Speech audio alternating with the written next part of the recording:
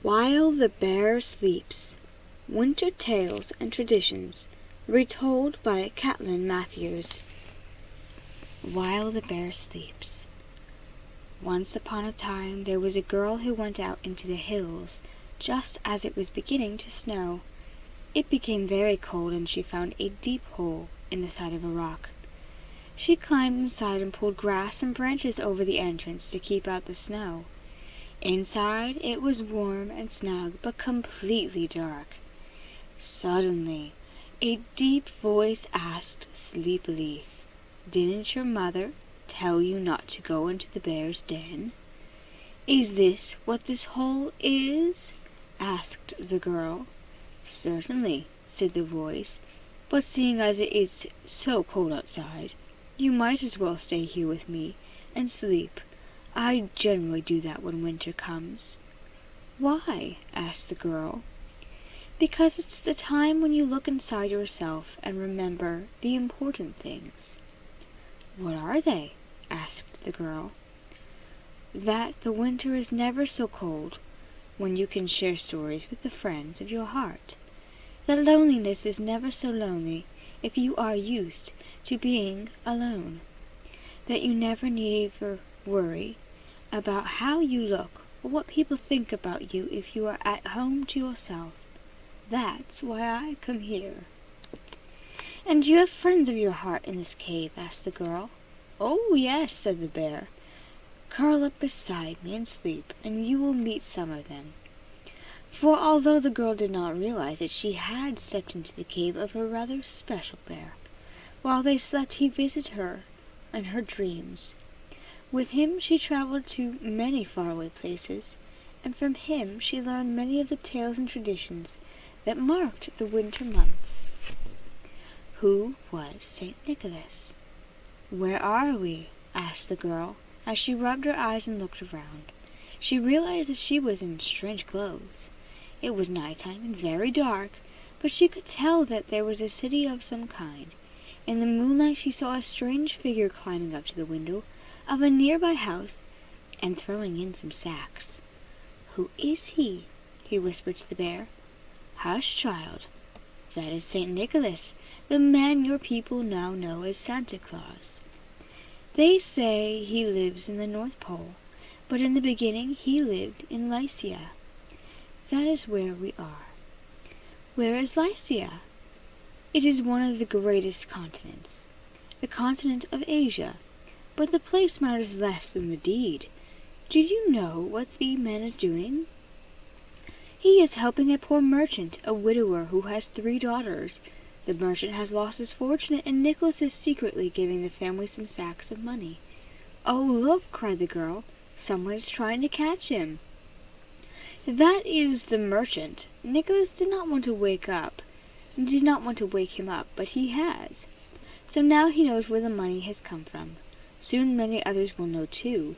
Nicholas is the bishop of this region, and he is already famous far and wide for his acts of kindness. That is why he will soon be made a saint. He will become a patron saint of all the children, and his feast will be celebrated every year on December 5th. Is he the same person as Santa Claus?" "He is, and he is not. Hold my paw and close your eyes." "That's Santa Claus on top of that house with his ear to the chimney," cried the girl. "But who is the man that is with him?" "Yes, that is Santa Claus, or Sinterklaas, as he is known here. Now we are in the Netherlands in northern Europe. The people here gave St. Nicholas his new name. He is with his helper, Black Peter, and he is listening hard at the chimney to find out how the children below are behaving. Black Peter has a birch rod for naughty children, and the sack bearing the presents of Sinterklaas for the good children can be used for carrying away the bad children when it's empty. Let's go inside the house. The children are putting their shoes near the fire and singing, 'Nicholas, I beg of you, drop into my little shoe something sweet or sweeter. Thank you, Saint or Peter. Nicholas, please remember, on the 5th of December, fill my little shoe all my love for you. Do you know what the sweetest gift of midwinter is, little one? Listen carefully, and before you leave my cave you may have found out. But now is the time for our first story. It is a winter's tale from Russia. The Winter Cabin, a story for the first snowfall. There was once an old peasant named Joseph, who kept a pig, a rooster, a ram, a goose, and an ox. There were guests coming for dinner that Sunday, and so Joseph called to his wife, "We will need some meat. I'll kill the rooster tomorrow." The rooster heard these words and quietly hid in the forest. When Joseph went to wring the bird's neck, the rooster had vanished. "So I can't find the rooster. I shall have to kill the pig instead," said Joseph to his wife. The big pig looked up from her trough and ran squealing into the forest. Next day Joseph looked everywhere for her in vain. No rooster, no pig. How very strange! "Well, I shall just have to kill the ram instead." Well, the ram overheard this and went to the goose, saying, "I'm off to the forest, and if you're wise, you'll go too." And so off they went. Next day Joseph scoured the yard for the ram and the goose without success. "Well, wife, it looks as though we shall have to slaughter the ox, since none of the other beasts can be found." But the ox was soon off as fast as his legs could carry him. The animals lived happily in the forest that summer, eating whatever they liked, free to roam about without a care in the world. But summer soon turned to fall, and fall brought the cold winds and the first ice. "Listen, friends," said the ox. "Winter is coming, and we must seek shelter if we are to survive. The old man isn't going to come out here and thatch the branches of the trees to keep us dry and warm, you know. We must build a winter cabin for ourselves." The ram said, "My thick woolly coat will keep me warm." The pig said, "I shall dig a big hole and lie snug in the earth." "My soft feathers will be like a quilt against the cold," said the goose. "And I can manage my roosting in a tree," said the rooster. When the ox saw that none of the animals would be bothered to help him, he set to and made a winter cabin out of wood. Inside he put a stove of stone and made his bed on top of it. Only a few days later fall turned to winter, and the wind sent down the first snows, and the animals in the forest began to look for shelter. The ram's fleecy coat was soon hung with icicles, and he banged with his horns on the door of the winter cabin. "Brr, brr, let me in," he called. From within the cozy cabin, the ox said, "You didn't want to help me when I asked. You said your thick coat could keep you warm. Let me in, or I shall break down the door with my horns." "Goodness, I shall be cold without a door," thought the ox, and he let the ram in to warm himself on the bench beside the stove. Soon the pig was at the door, her pink skin all pimply with cold. "Oink, oink, won't you let me in to warm myself?" "I will not," replied the ox. "You said you would keep warm by burrowing in the earth. You didn't want to help me." "If you don't let me in, I shall dig under the walls, and the hut will fall down," said the pig. "Dear me," said the ox. "Then we will be cold indeed," and he opened the front door to let the pig inside. Down she went into the cellar, where she curled up contentedly. Next came the goose, her white feathers looking even paler with a covering of snowflakes upon them. "Gark, gark, let me come in," she honked. "But you said that your soft feathers would feel as warm as a quilt," said the ox. "If you don't let me in, I shall peck at all the moss from the cracks in the windows." "Now that won't do," thought the ox. "There aren't enough drafts in this house already without me opening the door so much." And he let in the goose, who came and roosted on the post by the door. Lastly the rooster came, with his feathers all blown about and sticking up like twigs. "Croak, let me in," he demanded. "I thought you were going to spend the winter in a tree," said the ox. "If you don't let me in, I shall scratch holes in the roof. Let me in now." "We don't want the snow coming in," thought the ox, and he let in the rooster, who fluttered up and settled in a beam over the door. And there the animals stayed in their winter cabin. The winter grew colder, and the snow deeper. Soon other visitors were planning to visit, hungry visitors who wanted to eat the 5 friends.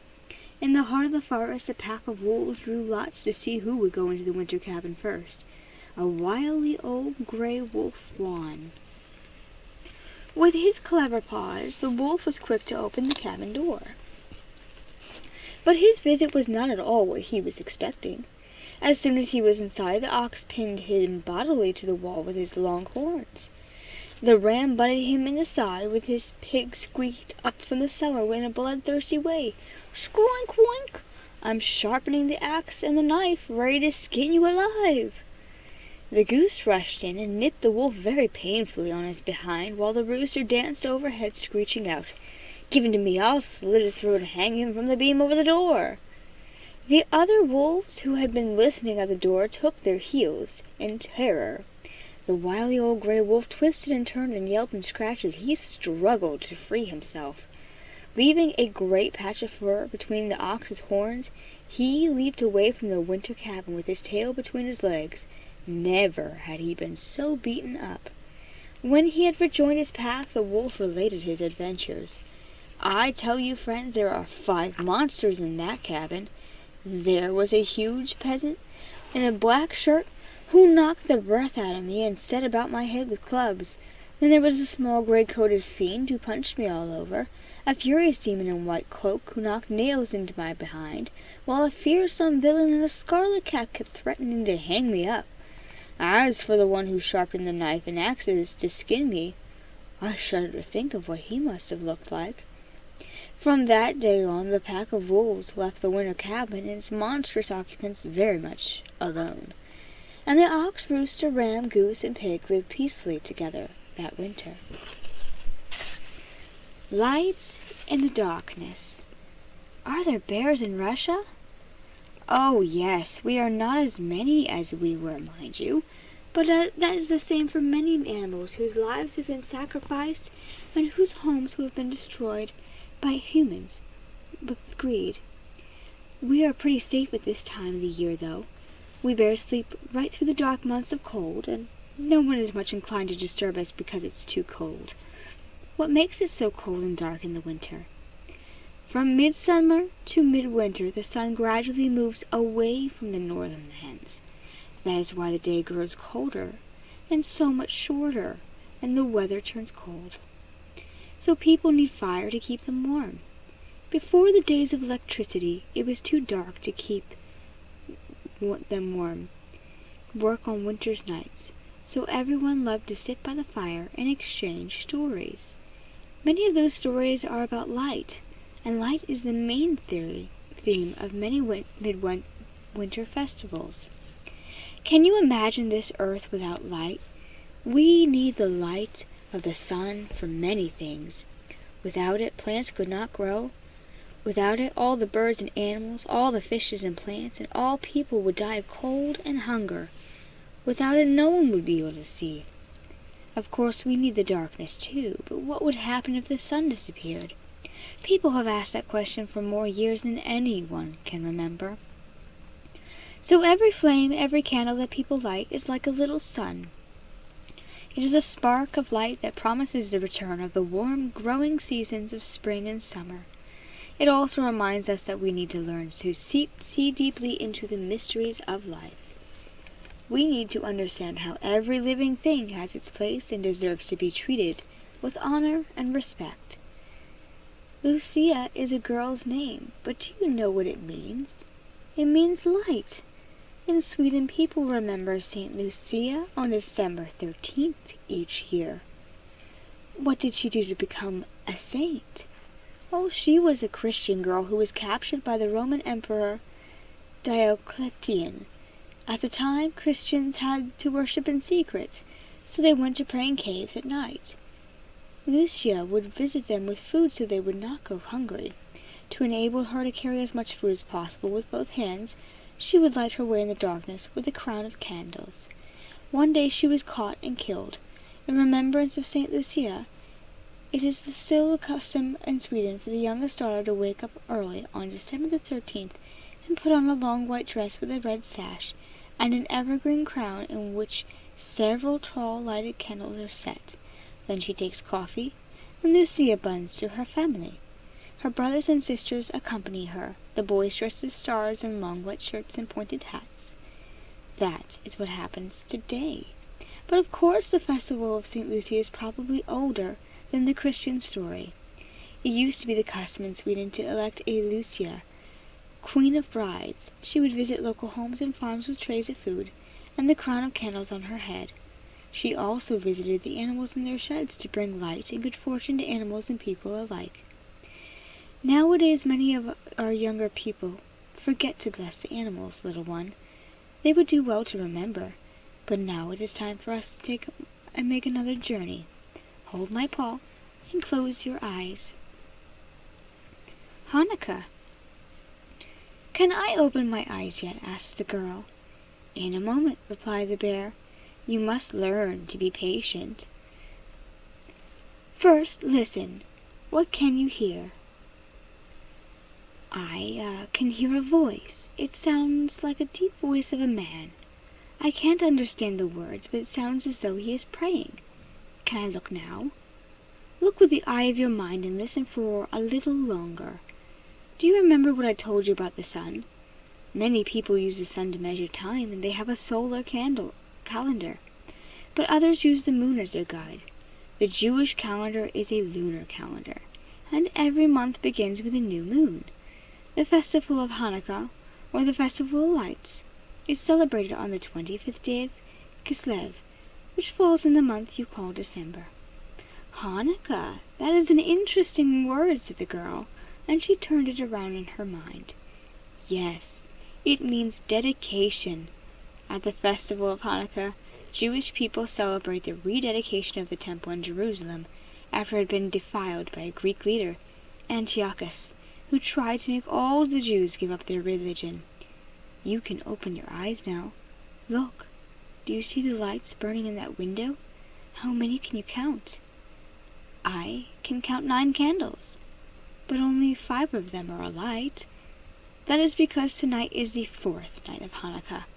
Jewish people who celebrate this festival light 1 candle more on each successive night until there are 8 lights shining on their Hanukkah candlesticks, or menorah. The 9th candle, the tall one, in the middle, is called the servant light, or samash, and it is used to light the others. The candles are lit as soon as the first 3 stars appear in the evening sky, and they must burn for half an hour each night. The man you see standing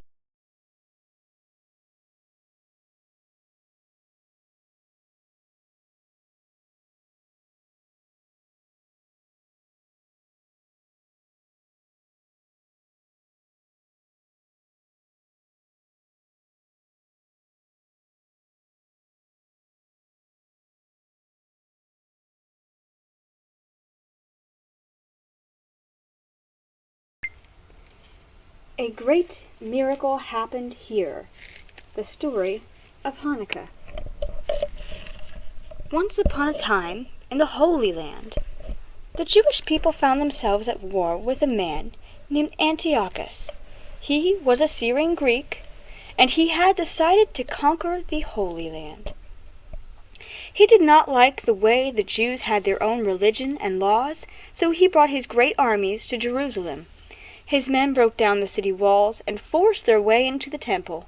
To the people's horror, he stole the treasures of the temple and placed a statue of his own god, Zeus, on the altar there. To insult the Jewish laws, which forbid the eating of pork, Antiochus even sacrificed a pig at the altar and sprinkled its unclean blood all around the sanctuary, which was the holiest part of the temple. Antiochus then forbade the Jews to practice their religion, and to make sure he ransacked the house of prayer, the synagogues, and burned the house of study. So great were his armies that it was impossible to stop him. But in the little village not far from Jerusalem, there was an old priest called Mattathias, who had 5 sons. One of Antiochus's men, Apelles, came to their village and set up an altar to the Greek gods. Then he ordered the villagers to make offerings to the gods. Mattathias gathered his sons about him and said, I am an old man, and I shall not live longer. But of this I am sure. I shall never betray my faith and worship these Greek gods. Our people are carried off into slavery or run away into exile. Our priests and scholars are killed. Our temple is polluted. I say that we should rebel. His 5 sons swore that they would defend their faith, and they followed their father into the street. Mattathias went to the Apelles and killed him, shouting to the rest of the village, "Take up arms, all who are on the side of the living God, and follow me." For 1 full year, Mattathias and his son led the rebellion against the Greeks. Their bravery inspired many others, and soon the Jews had an army of their own, hiding in the hills. Of all of their warriors, the bravest and strongest was a man called Judas. When Mattathias died, Judas took his place. Because his family had been so committed to the cause of the Jewish freedom, Mattathias and his sons were known as the Maccabees, the hammers of God. Inspired by the sacred struggle of his people, Judas won many great victories against Antiochus and his followers. More and more rebels came to their side. Then there arose a great opportunity. A messenger came to Judas and told him, "Antiochus is short of money to pay his huge army. He is traveling into Persia to beg the help of rich money lenders. He has left his generals in charge of his main encampment near the city of Emmaus." Judas prepared his men for battle, for when Antiochus was gone, this was a chance not to be missed. After they had prayed and fasted for strength, Judas called them together. "All of you who are afraid of coming to battle, all of you who are planting your vineyards, all of you who are newly married, go from the field. In this battle only those who are single-minded about restoring the freedom of our people and our faith should fight with us. Do not be afraid of the great numbers of our enemies, but call upon God to aid us." Judas received word from his spies that the Greek army had split into 2, and that one half was coming towards them. He made his men abandon their camp but leave the campfires burning to make the Greeks think that they were still there. Then Judas and his men rode on the main Greek encampment, where they slew the followers of Antiochus. The other Greek half of the Greek army, realizing that they had been tricked, returned to the main camp. But, seeing that Judas had killed all their fellow soldiers, they fled at once in terror, leaving Judas master of the field. Now Judas led his men into the city of Jerusalem. It was a sorry sight, but when he reached the temple, tears of anger and grief brimmed at his eyes. The beautiful temple, the house of God, was ruined and defiled by the Greeks. Judas brought together the priests who had remained in hiding, and they set about restoring the temple. When the new altar had been set up and a new menorah had been made, it was time to rededicate the temple. But when the light of the menorah were about to be kindled, the priest could find only 1 small flask of holy oil. It could not possibly last for more than a day. Then a great miracle happened.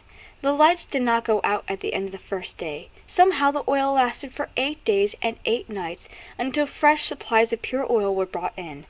To celebrate this miracle, Judas Maccabee and his brothers proclaimed that each year, on the 25th of Kislev, the Jewish people would remember this time. A new festival called Hanukkah would be held for 8 days. People were to light a new light every evening and sing songs of praise to celebrate the Jewish people's newfound freedom. Solstice customs. Some people say that winter is a time of death, but it is really a time of sleeping. The seeds that are deep in the ground are waiting for the rain and the sun of spring to awaken them. Some animals, like us bears, are hibernating while others move to warmer climates. In the woods and forests, some trees have shed their leaves, but others retain theirs all year round. These evergreen trees take on special importance to you humans in the winter months. Long ago, before the arrival of Christianity as well as after, the people of Europe honored the green lord and lady, the god and goddess who symbolized the constant renewal of life. In many homes the green lord and lady have been forgotten, and not many humans see them now, though the animals know they are there. The green lord and lady are guardians of the deep places where animals can come and be at peace with each other, unharmed by humans. On the day of the midwinter solstice, the shortest day of the year, they make merry in the forest clearings. Even they do not realize it. People pay tribute to the green lord and lady when they decorate their homes from Christmas with wreaths and with holly and ivy. Another plant, which people hang up in their homes, usually over entranceways, is mistletoe. With its finger-shaped leaves and white berries, it reminds us of the skillful Druids, the holy people of the Celtic tribes, who cut mistletoe growing high in trees with a golden sickle and caught it in a white cloth. Mistletoe brings fertility, it is believed, and it is the custom to kiss under the mistletoe bough hung up on the hall. The midwinter solstice fall on December 21st, but we are moving ahead of ourselves. Hold my paw, and close your eyes. This is a very colorful place. It currently is. This is Mexico City, and the family you see knocking on the door across the street are following an old custom called Las Posadas. From December 16 until Christmas Eve, Mexicans remember the hardships of Mary and Joseph as they looked for somewhere to shelter in Bethlehem. Families take turns to visit each other's houses carrying lighted candles. They knock to be let in, but the people inside refuse them at first. Finally, they are allowed to enter, and everyone kneels around the crib to sing carols. Afterward, children try to win the piñata, which is a container in the shape of an animal stuffed with sweets and toys. The piñata is hung up, and each child, blindfolded, tries to break it open with a stick. When it finally bursts, all sweets and toys spill out, and there is a great scramble to pick them up. But remember, the real gift of the midwinter season is sweeter than this. Now hold my paw and close your eyes. The Christingle. What a beautiful candle! Yes, it is very beautiful. This is a Christingle. We are in the old Scandinavian church high in the mountains, and the children you see have come to see Christingle service. Do you recognize the fruit and supports the candle? That's right. It's an orange. The orange represents the world. What else do you see? There is a red ribbon around the orange. The red ribbon represents the blood of Christ. And what are the 4 sticks? The 4 sticks are the 4 seasons. Now what do you think the candle represents? It is the light that is inside each of us? I suppose it is. And for Christians it is the light of Christ. So now it is time for you to hear the Christmas story. Like all good stories, it has changed throughout the centuries. The stories I like most come from the teachings of St. James and from an old Irish legend. Listen carefully.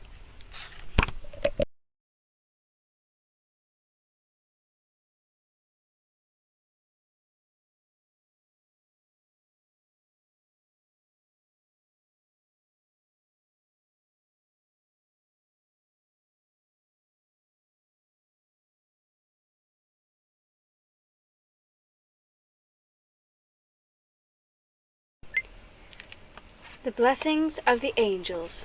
The Story of Christmas. For hundreds of years the Jews had waited for God's Messiah, whose coming had been foreseen by their prophets and holy men. No one expected this Messiah to arrive in a simple place. They thought that he would be born into a rich and important family. But that is not what happened. One year the Romans, who were then ruling Judea, held a census. This meant that everyone had to go to their hometown to be registered. Now there lived in Judea a man named Joseph and his wife Mary, who was soon to give birth to a child. Joseph knew that Mary's baby was very special because an angel had appeared to him in a dream and told him, "Mary will have a child of the Holy Spirit of God, and he will be called Jesus, the Anointed One, the Christ, and he will save the people from all error." When he heard about the census, Joseph was dismayed. He knew that the journey to his hometown of Bethlehem would be very uncomfortable for Mary, because her baby would be born very soon. Still, the couple had no choice, so they took their donkey to carry Mary, and began the long journey. It was evening as the couple came to the outskirts of Bethlehem. Suddenly Mary was ripe with the pains of labor, and cried out, "Joseph, find somewhere for me to lie down, and go fetch me a midwife, I beg you." Joseph found a cave where animals were tethered, and laid Mary gently down upon that fragment of straw. Then he hurried into the village to find the midwife.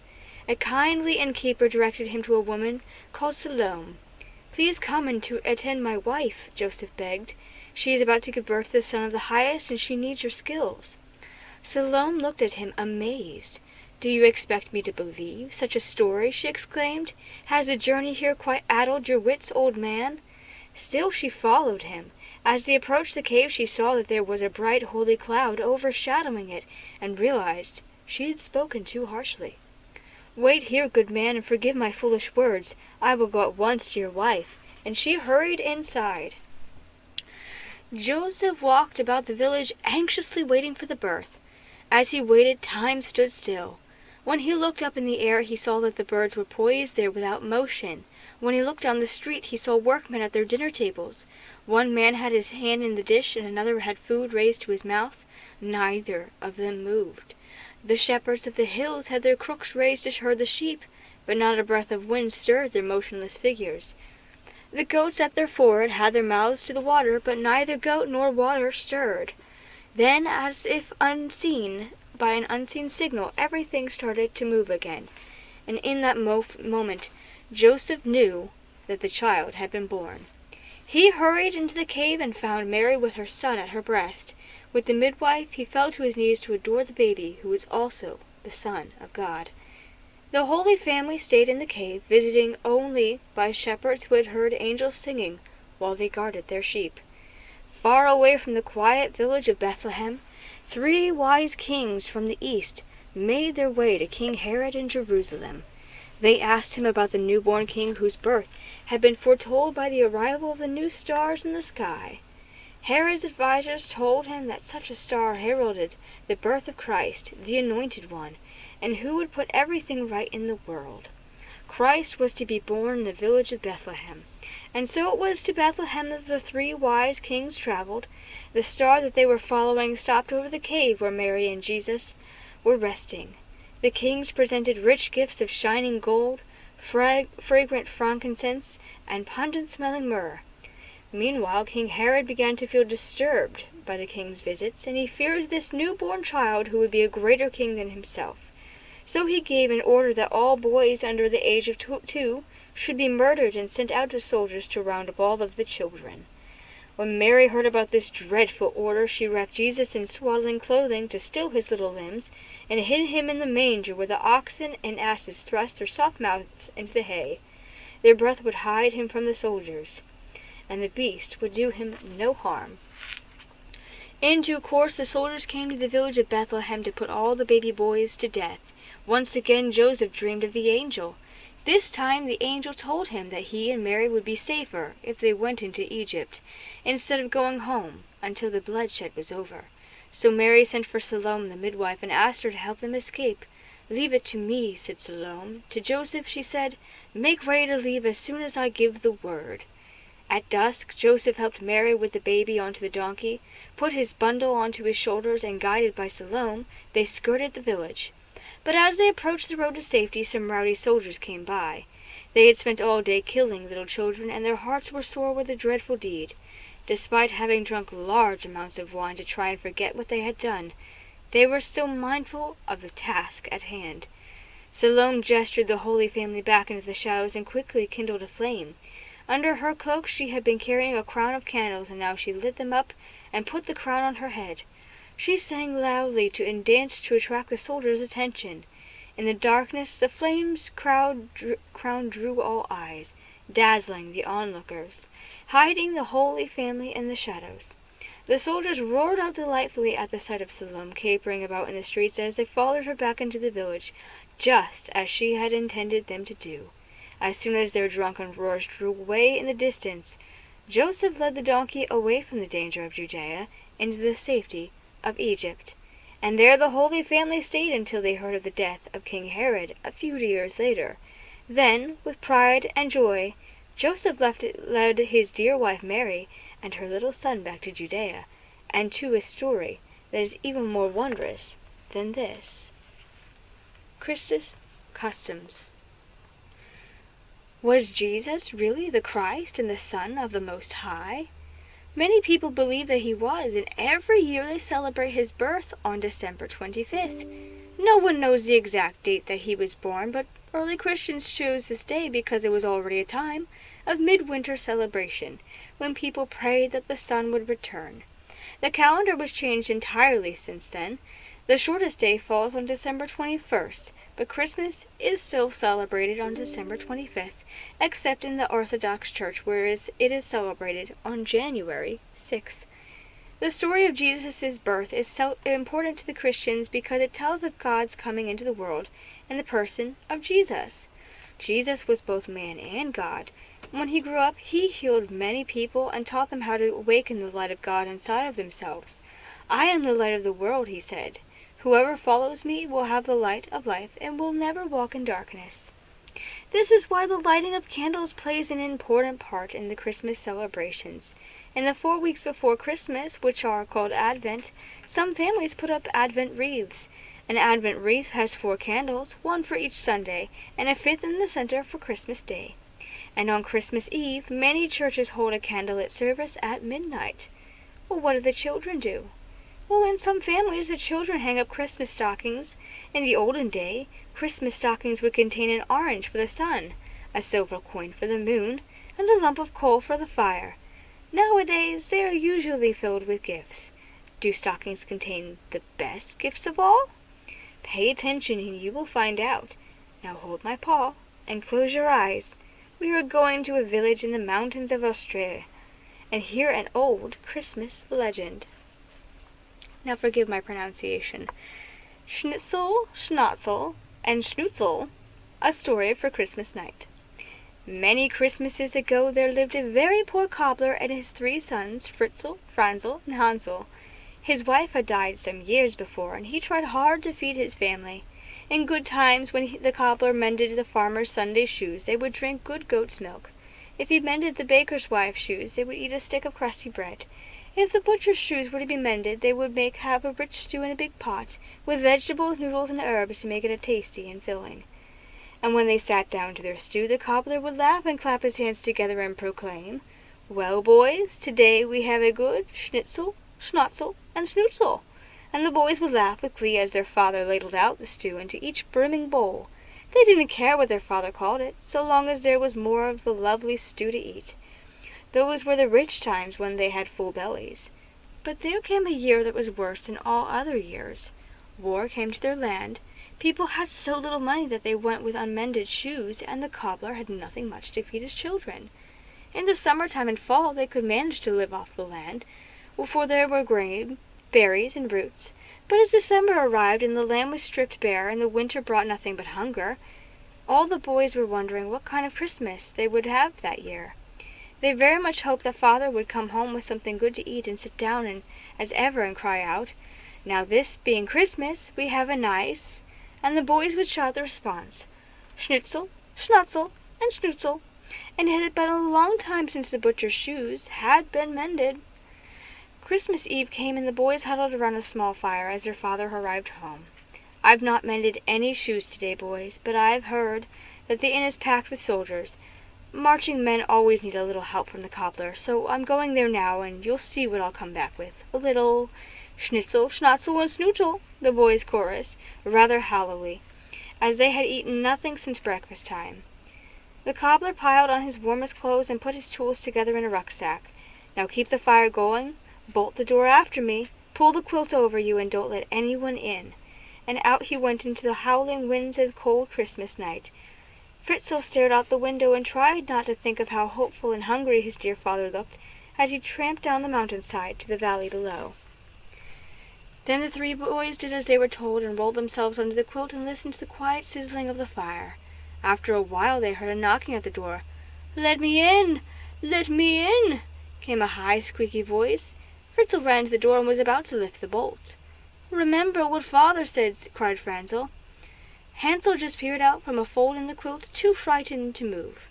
Fritzl looked through the crack in the door and saw, standing in the snow, a very small man who was no bigger than Hansel himself.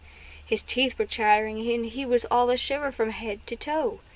"Don't open it," hissed Franzl. "I must," said Fritzl. "The little man is freezing," and he lifted the bolt, and in stalked the strangest little man they had ever seen. Under his high-peaked hat they saw a large red-faced man, with a broad nose, under a long red beard. "You've kept me waiting a long time, hogging all the fire and food to yourselves, I see," said the stranger in his funny high voice. which didn't seem to belong to the short, stumpy body. He looked meaningfully at the poor fire, which was nearly out, and at the empty table and shelves where the food was not being stored. "Well, at least you can do for me is to warm me up," announced the little man, and with that he climbed into the big straw bed. Franzel and Hansel drew back in amazement. Fritzl tried to explain that it wasn't for the lack of welcome that they couldn't be more hospitable to the stranger, only that they had no firewood and no food left. "Well, roll over. Can't you see I have no room to sleep?" And he grabbed one half of the quilt and wrapped himself in it. Fritzl, as politely as he could, said, "Sir, these little ones must be allowed to sleep too. There's room enough for all, if you will let them be." And he began to climb into bed himself, for it was getting colder by the minute, as the meagre fire began to die down. The little man bounced and rolled, shouting, "More quilt! More room! I'm very cold and very hungry!" And he poked at little Hansel angrily. "Be gentle, sir," rebuked Fritzl, trying to be polite. "We promise that as soon as our father returns with some food, we will share it." "Promises are all very good," grumbled their visitor. "If you mean so well, then you must give me your place in the bed." And he kicked Fritzl out of the bed. "If you want to keep warm, then why don't you turn some cartwheels?" Fritzl was propelled from the bed so suddenly that he found himself turning cartwheels across the room.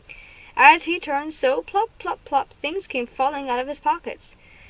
Franzel and Hansel began to cry out in astonishment. Every time their brother turned a cartwheel, gold and oranges fell from his pockets, along with sugar sweets and gold and silver paper. "You as well," said the little man, pushing Franzel out of bed. "Go and spin some cartwheels like your brother." As soon Franzel found himself rolling about the room, and plop, plop, plop, out of his pockets came Christmas buns and gingerbreads with icing, and cookies all covered with almonds and raisins. "Now I shall sleep soundly," said the visitor, pushing little Hansel out of the bed. "Off you go, spin a few cartwheels, that's the thing." Then Hansel soon found himself turning cartwheels too, something he had never done before. All about the floor, all and out of the pockets, clang, clang, clankety clang, came great fat golden coins pouring onto the floor like golden hail. The boys could not believe their good fortune, as they had danced about the room, singing for joy.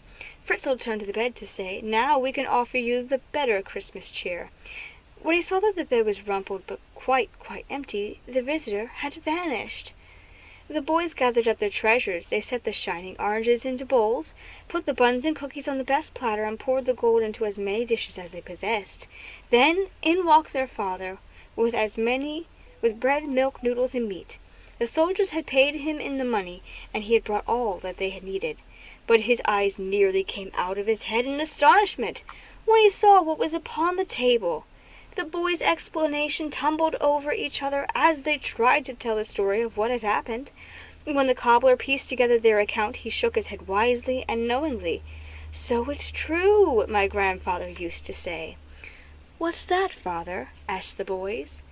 "Well, he used to say that King Loren, the leader of all the goblins in High Tyrol, used to come to one home every Christmas. He would play his tricks and share his mighty treasure."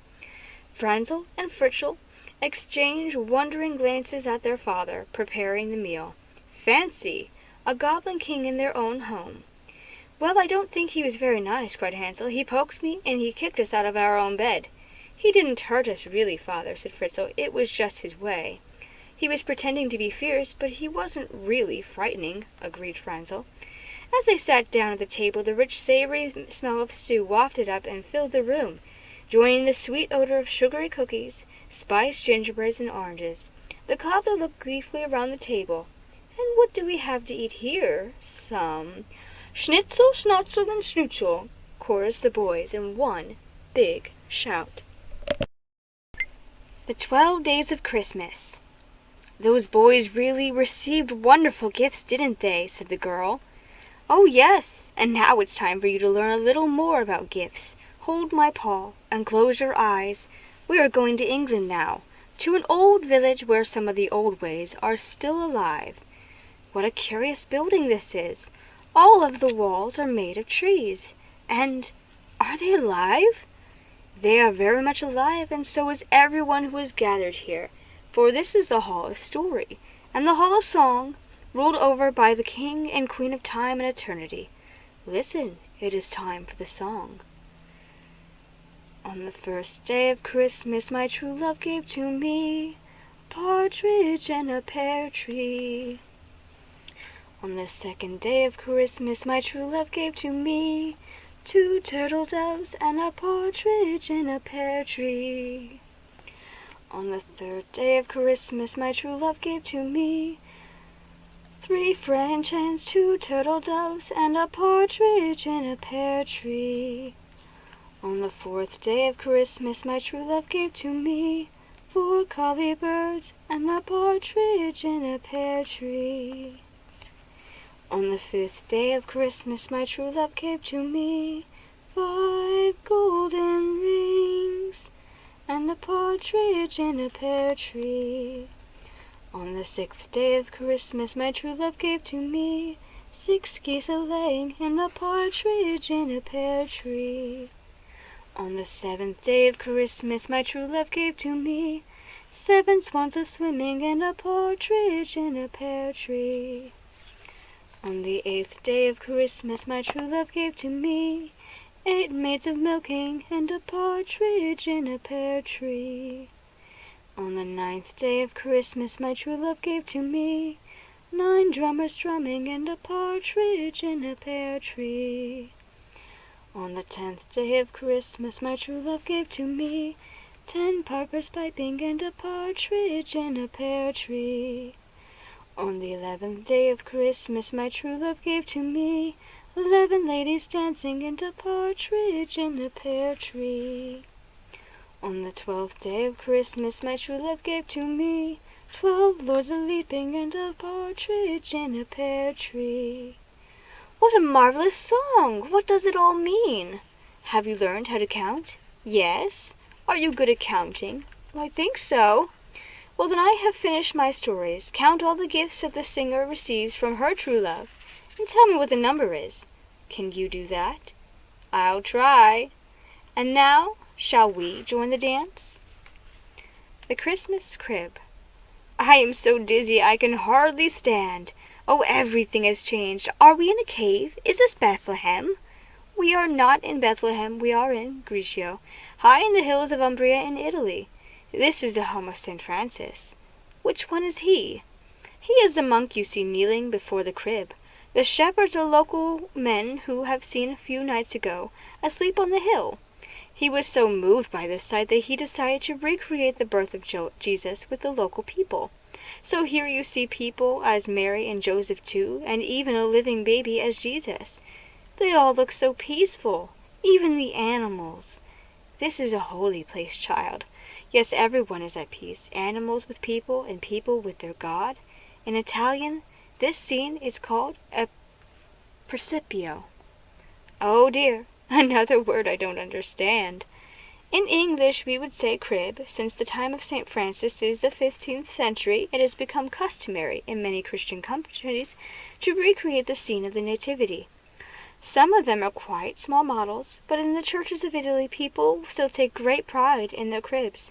During the Christmas holiday, many families visit the church in their neighborhood to admire the different cribs and offer a prayer to the newborn baby Jesus and his parents.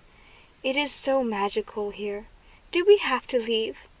It is time, little one, but remember that you can take what you have seen with you in your heart. Now hold my paw and close your eyes. New Year customs. I can hear lots of singing and shouting. What's happening? Now there are bells ringing out. Oh yes, and we can sing too. Open your eyes. This is Princes Street in Edinburgh, the capital city of Scotland. The Scots call the New Year Hogmanay. Let's sing with them. Here's a health to them that's away. Here's a health to them that's away. Here's a health to them that were here a while and cannot be here today. Now let's follow that man and see what happens next. What is he carrying? He has a lump of coal, and he is first footing. In Scotland, the first person to knock on your door after midnight on New Year's Eve cannot be turned away. To bring the blessings of warmth to the household, the man is carrying a lump of coal. Of course, he will stay for a while and be offered a warm tot of whiskey, but we cannot stay with him. We have another journey to make. Hold my paw and close your eyes. There is laughter and singing here too, but the voices sound quite different. That is because we are on the other side of the Atlantic Ocean, in North Carolina, in America. It is New Year's Day, and the women are busy preparing Hopping John. Hopping John? Who is he? What are they preparing him for? He is not a person, little one. He is a kind of food. All over the southern United States, people eat plates of black-eyed peas and rice on New Year's Day. You are supposed to have as much money in the coming year as the amount of peas you eat. In other countries, people eat lentils for the same reasons. Does it work? I don't know, child. How should I? We bears have no use for money, and now that we are in the United States, will you join me for a Kwanzaa party? Yes, please. Where do we have to go? Hold my paw. Close your eyes. Kwanzaa. I see a lot of people gathered around the table. Who are they, and what are they doing? They are African Americans who have all come together to celebrate Kwanzaa. It's a new festival, but it remembers many ancient things. This family is gathered to give thanks for that is good in the universe. What are the 7 candles for? The candles represent unity, self-determination, work and responsibility, sharing, purpose, creativity, and faith. Everyone here is remembering these important things and promising to make space for them in their lives. Why are they pouring out the drink in the cup? That's the cup of unity. By passing the cup around and sharing it together, by pouring it out upon the ground, they are remembering with love all of their ancestors. Who are their ancestors? All the many family members who are no longer living, but whose long struggle from slavery to freedom makes celebrating Kwanzaa possible today. People in this country celebrate Kwanzaa from December 26th to January 1st. This is December 31st, and African Americans all over North America are gathered for a banquet of African foods and to exchange gifts. It is a special African soup, and different families make it in different ways. It usually has a few ingredients in common: salt, sauce, spice, onion, pepper, and dripping. Now everyone likes their soup one way or another. But some like it salty, some prefer a good sauce. Others like it spicy, most like onion, and a few like their soup hot and peppery. But who likes the dripping that greases the pot? You don't? Well, listen to their story.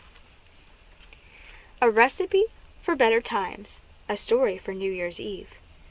Once upon a time there were 6 sisters called Salt, Sauce, Spice, Onion, Pepper, and Dripping. One day they heard tell of a handsome young man, and they decided to see if he wanted one of them as a wife. They all set off together, but soon the other sisters were telling Dripping to stand away from them because she stank. Ashamed, she crept off, but followed behind them at a distance. The sisters came across an old woman bathing in a stream. Dripping crept forward and said to her sisters, it would be respectful to our elders to scrub her back for her. Heaven preserve me from touching that ugly old woman, said Sauce, and the others agreed. Let someone else help her. And the sisters continued on their way, all except Dripping, who greeted the old woman from the reeds. Can I help you, grandmother? She called. Certainly, young woman. Now tell me, where are you going? Dripping said shyly, well, I heard about a handsome boy who lives nearby, and I wondered. You wondered whether he might want a wife, I expect, said the old woman sagely. Dripping nodded. But do you know his name? Dripping shook her head. The old man drew her garment around her and whispered, his name is Daskandarini, but you mustn't tell your sisters. Dripping thanked her and set off on her way. Meanwhile the other girls had reached the place where the handsome young man lived. They hung back and giggled together, agreeing that they would each go in and speak with him, one at a time. Salt stooped to enter his hut, but his voice called out, who is at my door? It is me, Salt. Well, Salt, do you have the grit to tell me my name? But Salt didn't know it, and she was sent away. Sauce came next. Who are you? Asked the voice. I'm Sauce. Well, Sauce, are you saucy enough to tell me my name? But she wasn't, and was sent away. Then Spice tried. Who is it? Cried the young man. It's Spice. Well, Spice, are you sharp enough to know my name? But she wasn't, and she was sent away. Then Onion tried. Who is there? Cried the voice. I'm Onion. Well, Onion, can you stop crying long enough to tell me my name? But she didn't know it, and soon enough she went away crying. Then Pepper tried. Who's there? asked the young man. "It's me, Pepper." "Well, Pepper, are you hot enough to know my name?" But she wasn't, and so she was sent away too. The 5 sisters huddled together, angry and upset at their failure, and then they saw Dripping and said to her, "Well, are you going in?" "Oh, I don't know," said Dripping. "How can I think of it when such lovely girls as you have been driven away? He's bound to send away one who stinks of dripping." "Go on and try," urged the sisters, who wanted to see how badly she would fail. Dripping stooped to enter. "Who is there?" a voice cried. "It is me, Dripping." "Well, Dripping, are you able to cut the butter and tell me what my name is?" "Well, certainly. You are Dascandarini," she declared. Dascandarini came to the door and invited her inside. He spread a rug for her to sit upon. He wrapped a rich garment around her shoulders and brought slippers of gold to her feet. "It is you, Dripping, who will be my wife," he announced. The 5 sisters, who had been listening outside with their ears pressed to the wall of the hut, were astounded. They looked at one another and made a decision. One by one they fell upon their knees before Dripping.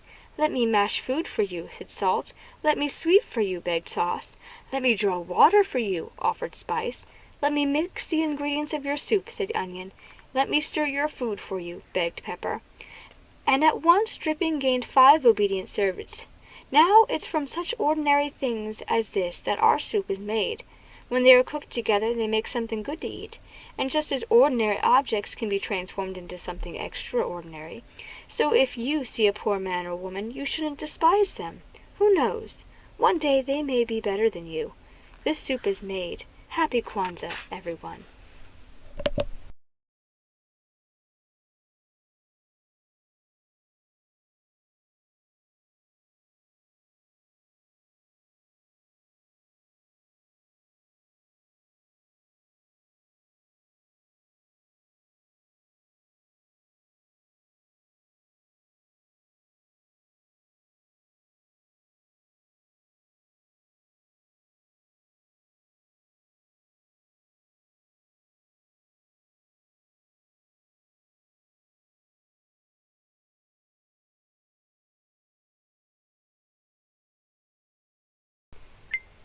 12th Night Customs. Now, child, the midwinter holiday is almost over. This is 12th night, the last of the 12 days of Christmas. Do you remember the song we heard when we were in the Hall of Story?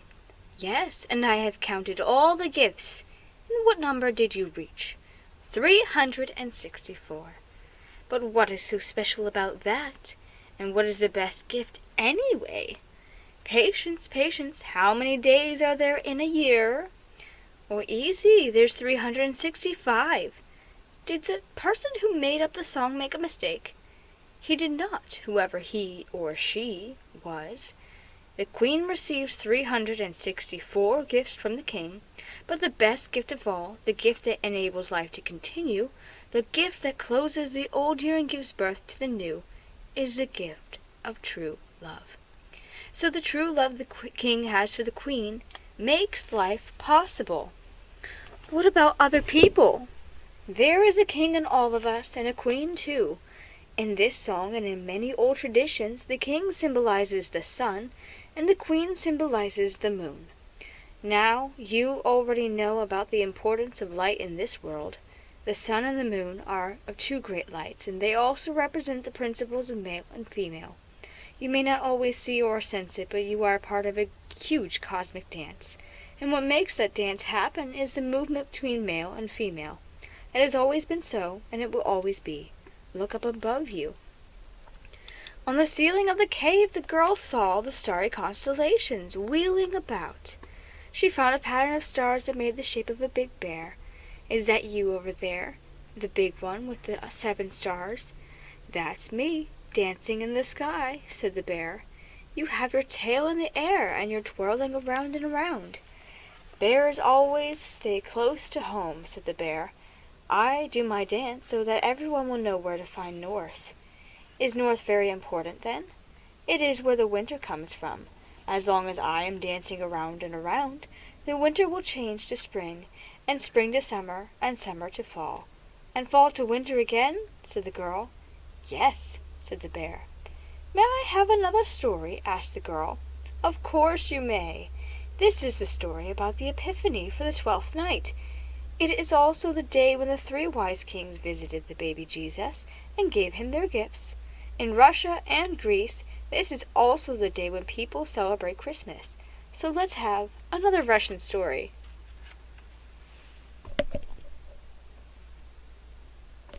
Babushka, a story for 12th night. Many years ago in the land of Russia there lived a woman called Babushka. Her house was the most beautiful kept in the whole village. From the brightly colored gables of her wooden roof right down to her neat little garden, her house was a sight to behold. Although she lived alone, Babushka was forever washing and cleaning, baking and cooking, painting and gardening, as if she was expecting a special guest.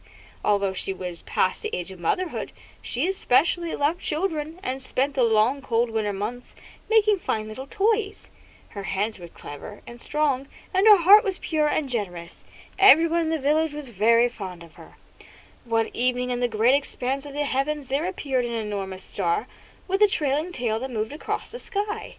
Everyone in the village was very excited about the new star, wondering what it could mean, but Babushka merely smiled and shook her head.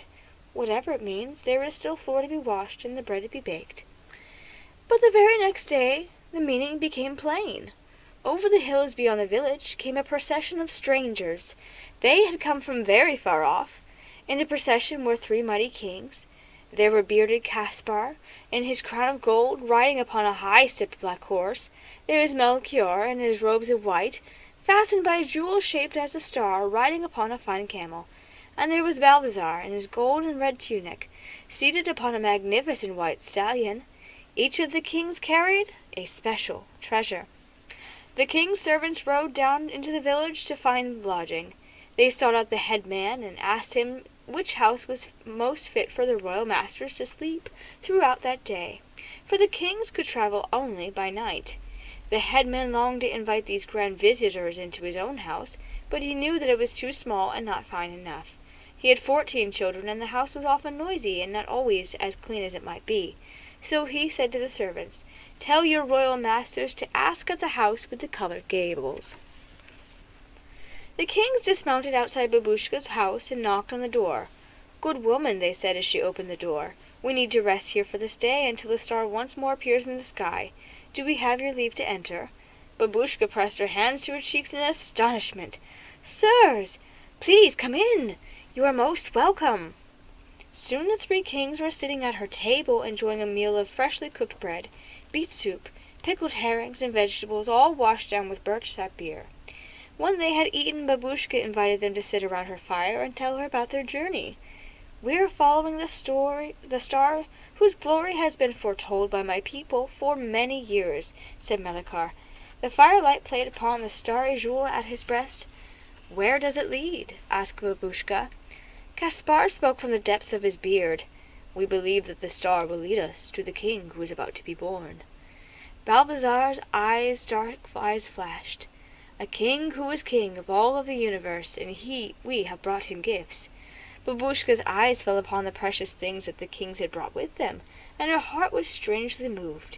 If these great kings from countries far thought it was important enough to leave their kingdoms to find a humble newborn baby, then that child must be king indeed. If he were greater than they, then he was her king too. "I wish I could bring him a present," she said, almost to herself. "Then why don't you come with us?" suggested Balthazar. Babushka looked up, startled, not realizing that she had uttered her wish out loud. While they slept soundly, Babushka cleaned away the meal and tidied up the house. So many guests had left her with much more work than usual. Could she really leave home and travel with 3 kings? What would she take as a gift? What things would she need for their journey? At twilight she awakened the sleeping kings, who made ready to leave. Balthazar stretched out his hand to include her in their procession. "Are you coming, Babushka?" "I have to find a gift. There is so much to get ready. I must tidy the house before I go." "I will catch up with you." The kings went on their way, following the star. When she looked up and saw the star with her own eyes, Babushka knew that she really had to go. She rushed back into the house and began to look through her store of gifts. There were wooden animals carved and painted. There were birch bark boxes filled with ribbons, polished stones, and sweets. There were nestling dolls and sat inside of each other. There were whistles made of reeds, which would be good enough for a newborn king. Babushka simply could not decide which was best, so she packed all of them in a big basket. She could make her decision as she traveled, or else create something lovely along the way. By the time she had found her knife and paints, her scissors and threads, and packed them away with her, only a few things for the journey, she heard the sound of the rooster crowing, and dawn was coming. She gave a great big yawn. How tired she was! She had been awake for a day and a night without sleep, and now she fell into a deep slumber. Babushka woke up at twilight and rushed out with her basket, keeping the glorious star ever before her. In every village she asked after the three kings and which way they had gone. Wherever she had asked, people would direct her on to the next village or town, pointing the way that the star was traveling. Babushka trudged onward for days and months until she came to the royal palace of Jerusalem. At last! This must be where the newborn king will be found, Babushka thought. She asked a guard outside the walls, but he said yes, the three kings came here, but they soon departed, hurrying onward to a poor little place called Bethlehem. Off she went at once. She arrived at twilight and saw how the great star seemed to be directly overhead. Her heart leaped. This must be the place. At the inn she asked the innkeeper, "Have the three kings been here?" "Oh, yes, they came to see the baby that was born in the stable here, but the kings have gone home now." "And the baby?" asked Babushka with a trembling voice. "Oh, the baby and his family went away as well. To Egypt, I think," said the innkeeper. Then, seeing her disappointment, he added, "I can show you the place where the baby was, if you would like." Babushka raised her tear-filled eyes and followed him to the stable behind the inn. It was only a dimly lit cave inside. "This is where his mother laid him? In the straw manger," said the innkeeper. "Who would have thought that the Christ child Jesus would be born in my stable?"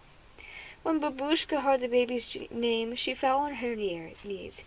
Peering into the straw, she raised some of it to her face and kissed it. She barely heard the innkeeper telling her about the visits of the shepherds who had heard of the messages of angels, and about the presentation of gifts by the three kings.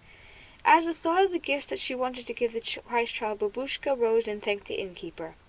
"I'm going to find him, King Jesus, and give him my gift," she said. And from that day to this, Babushka's journeys on with her basket of toys, asking everywhere she goes for the newborn king. At every house, especially at Christmas, she looks at the children asleep in their beds, and leaves a toy, just in case it might be the king in her heart. Candlemas Christmas. "It's so warm and cozy here, I wish I could stay in your den forever," whispered the girl.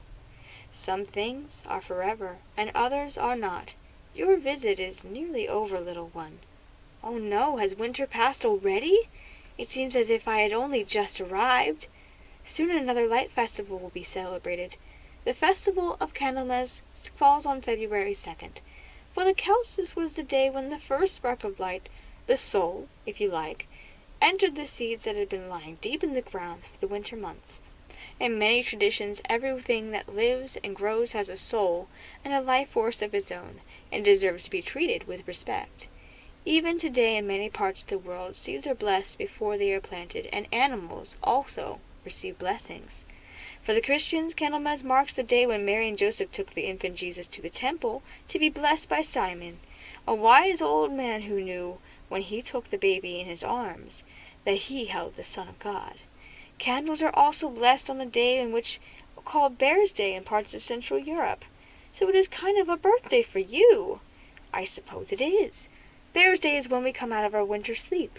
It's like Groundhog's Day when the groundhog emerges from its winter hibernation. Of course, we animals are not interested in the dates that humans have invented, so we emerge when we sense that the winter is past. Today I have a feeling that the spring is nearly here, so I think we should end with a story about a bear." The Bag of Warmth. A story for the return of the sun. Long ago, before there were any people, there was a very long winter. The sun was hidden behind black clouds, and the snow just kept falling and falling.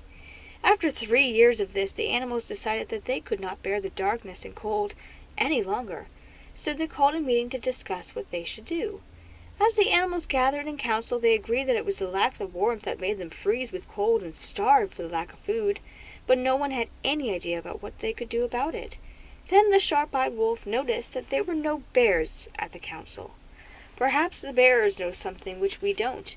I wonder why they are keeping all worms to themselves," he said.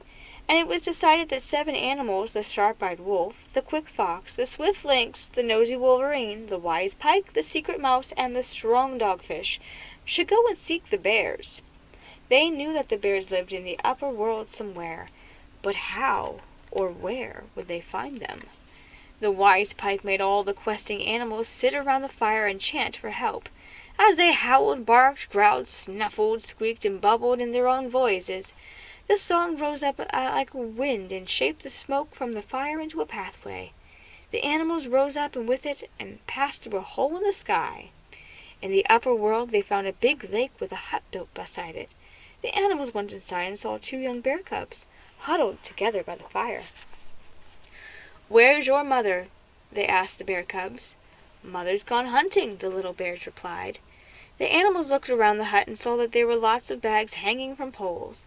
The swift lynx pointed at the bag nearest to him and asked, "What's in this bag?"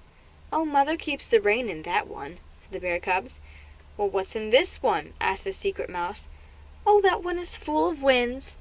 "And what's in this one?" asked the quick fox. "That one has fog in it," said the little bears. Nosy Wolverine sniffed loudly at the bag nearest to him. "What about this one here?" "Oh, we can't tell you about that. Mother keeps that one secret, and we're not allowed to tell." "You can tell us," said the secret mouse, sweetly encouraging. "We're your friends." The little bears put their paws over their noses, remembering how hard their mother would cuff them. "Mother would beat us for telling you." Swift Lynx put her head on one side and said, "But how would she know what you've done?" "We wouldn't tell her." This confused the bear cubs, but it seemed safe enough. "In that bag she keeps the warmth," she said. "Well, thank you kindly," said the sharp-eyed wolf, grinning. "The visitors went outside to have a council and decide what to do. We need to distract the cubs so that we can steal the bag," said the wise pike. "And we need to make sure that the bears won't run too fast after us once we've got the bag," said the secret mouse, who had shorter legs than the rest of them. The secret mouse got up on the quick fox's back, and the quick fox ran to where the bear's canoe was moored on the other side of the lake. Secret mouse immediately started to gnaw through the part of the paddle. Then they waited until the bear herself came into view. Quick as a flash, Swift Lynx changed himself into a fat caribou calf. The bear scented the caribou and yelled for her children to come to help her. The cubs came tumbling out of the hut toward their mother. The caribou lynx ran off at once and began to lead the bears deep into the forest. As soon as the bears had disappeared from sight, the other animals unhooked the bag of warmth and ran off with it. Speedily, doubling back down to the lake, the caribou lynx launched himself into the water and swam across to the other side. The mother bear began to follow in her canoe, but her paddle broke into 2 pieces, and she pitched headlong into the lake. Down went the canoe. The lynx changed swiftly back into his own form when he reached the other side of the lake. "Quickly now, let's run before she can follow us," he cried to the other animals. The bag of warmth was very heavy, and the animals had to take it in turns to drag it back to the hole through which they had come. No matter how hard they tried, they could not pull it fast enough. Before they could reach the edge of the hole, they began to feel the bear's breath on the back of their necks. Then the silent dogfish, who had done nothing up until then, grabbed hold of the bag and whacked it through the hole with a shake of his strong tail. Down went the bag, and with it went all the animals, tumbling through the path of smoke into their own world below. As soon as they had regained their breath, they tore open the bag. Warmth rushed out and spread in all directions. The ice and snow began to melt. The black clouds began to dissolve, and the sun came out once more. But the ice and snow melted so fast that they caused a terrible flood. The rivers flowed down to the seas so quickly that the seas began to rise all over the world. The only thing left sticking out above the water was the tallest tree in the world. All the animals climbed onto this mighty upper branches and called for help. Deep in the depths of the sea, a giant fish heard their cries and rose up to the surface. The fish swallowed up the flood waters, and it swelled to the size of all the mountain. And there it remained as a great mountain forever afterwards. The sun dried up the land, the trees and flowers began to bloom again, and summer was about able to return. And that was how the animals brought the bag of warmth back to the earth. When the bear wakes. Are those all the stories? Asked the girl. That's all for this winter, said the bear, taking the grass and branches from the entrance to his den. I'm hungry now. He stepped out into the melting snow and turned himself around. What are you doing? Asked the girl. I'm seeing if I cast a shadow, said the bear. And if you do, then I have to go back into the cave for a bit longer because winter hasn't ended, said the bear. And do you cast a shadow? She asked. Can you see one? No, said the girl. Then it's time to look for the spring, said the bear. Remember all the stories now, and remember the best gift of all. And he stomped off down the hillside, leaving only a trail of bare footprints to show he had ever been there.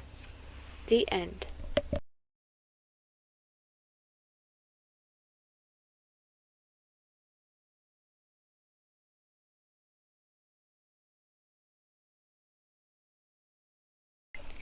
Sources: While the Bear Sleeps. It was a hard job keeping the bears out of this book.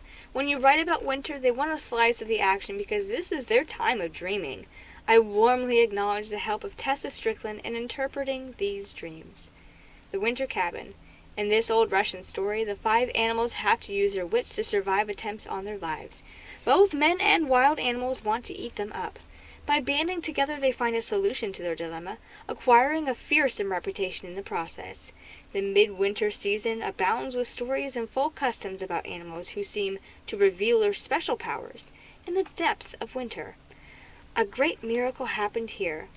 The story of the liberation of the Holy Land from the persecutions of Antiochus is a stirring tale which inspired the festivals of Hanukkah.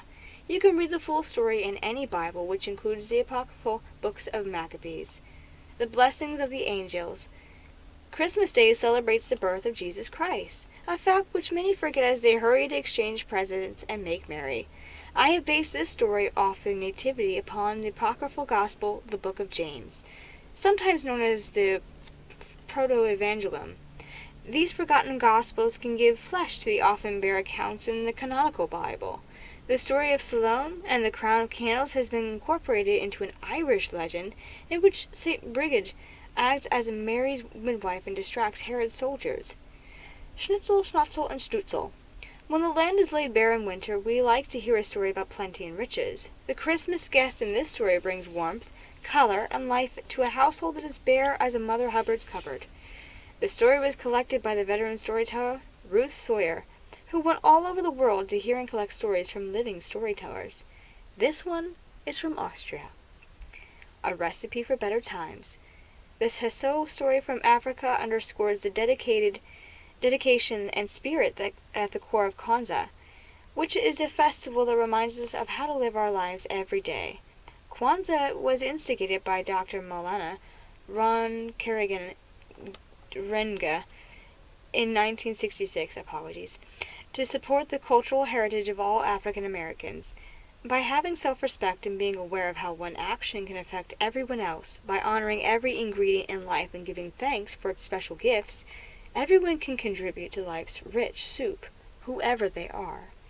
Babushka. This Russian story tells of Babushka who loves children and who keeps her house ready for any guest. Her endless journey is begun with when the 3 wise men visit her. This is a story for Epiphany and afterward, and when the 3 kings had come to the stable in Bethlehem and acclaimed Jesus as a king, with royal gifts. In many countries, Epiphany is a time when children receive their gifts and when a deep mystery of Christ's birth is celebrated. The Bag of Warmth. The return of the sun and of warmth is a preoccupation of all peoples living in the Arctic Circle. As the days get shorter, the fear of an endless winter intensifies. Many tales are told about the shortest day of the year, Midwinter Day, recounting how the sun is made to return, how it has to be stolen back to rescue the world from endless winter. In this slavery story from Canada, in place of the sun we have a bag of warmth that is kept by bears who, as we all know, hibernate throughout the winter to emerge in the spring. So finishing the book While the Bear Sleeps, I want to personally apologize for the many mispronunciations. I was pleasantly surprised when I blindly opened this book and found such culture and intensity. Many things I was not aware of. I learned so much reading this book and found that I definitely need to deepen my own personal heritage understanding, as I come from a very strongly Jewish background. And so Hanukkah, I mean, you can go back if you want. I butchered how many words in that story retelling? An embarrassing amount. I can say Hanukkah. And I'm pretty sure you're supposed to phlegm somewhere with that. Somewhere. I don't know. But my mom used to be able to say it just like, any Jewish person would, I guess. I'm just a watered down version that didn't get to learn that growing up. So I definitely should, as a mother now, trying to pass on my ancestry and history to my children, I should definitely personally look into that. And so now that I have read this and apologize for all the mispronunciations and really butchered this book, I'm going to go ahead and wind up rechecking it out from my library and doing a little research myself and getting on Google Translate and hopefully getting some good pronunciations, because I love languages and I find it very important to be accurate, for one. If I'm going to be teaching these stories to anyone, I want to be able to be telling them accurately and pronouncing things properly. If I'm saying things wrong in another language, I could be saying a really bad word. I know that firsthand, and I'm not looking to ever recreate that. So I appreciate everyone who has been patient as I have been a little bit out of the picture. I haven't been able to post as many stories as of late. School started for me. I am in school full-time to finish my degree, and at the same time I was tapering off from homeschooling my children as school began for them. School actually only began on the 6th of September for my oldest, and so I'm only 2 days in. And I haven't really been able to stop having my head spin. In addition to that, of course, I'm still working my full-time jobs, running my cleaning company, my coaching company, and of course my treats business, which is fundraising for our fixer-upper, of which I've also picked up a part-time job so that I could learn some construction and really sink my teeth into the bulk of the issues of the house that will eventually be our family home. And so every bit that you donate to our Patreon supports that goal. It finances the materials, it finances potential labor assistance, because yes, I am Rosie Riveter and I am definitely kicking tail doing this part-time construction job. But I can't do everything alone. And I'm only like 83 pounds and 5 foot tall, so the drywall that I have to hang is about the same weight as me. I know this firsthand because I have hung drywall on a ceiling and across an entire room now. And I definitely need a helping hand along with the equipment to lift it. But otherwise, I got a good handle on it. So truly, it'll be mostly the materials that I'm sourcing and fundraising for as I go to work on it myself.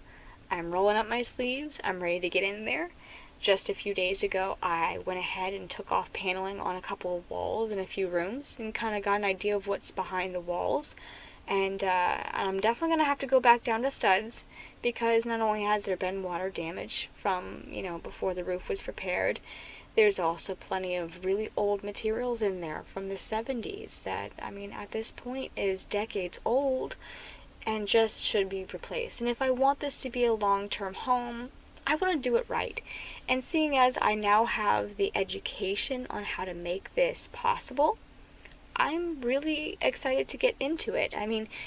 Taking walls back down to studs isn't as intimidating anymore because I know what to do, the 1, 2, 3 layers that I have to apply before my walls, look like anyone else's in a house. Likewise for the floor. It's going to take at least, I think, what was it, $2,200 just in material so that I can lay fresh subflooring down across the house so that we can walk and not fall through the floor.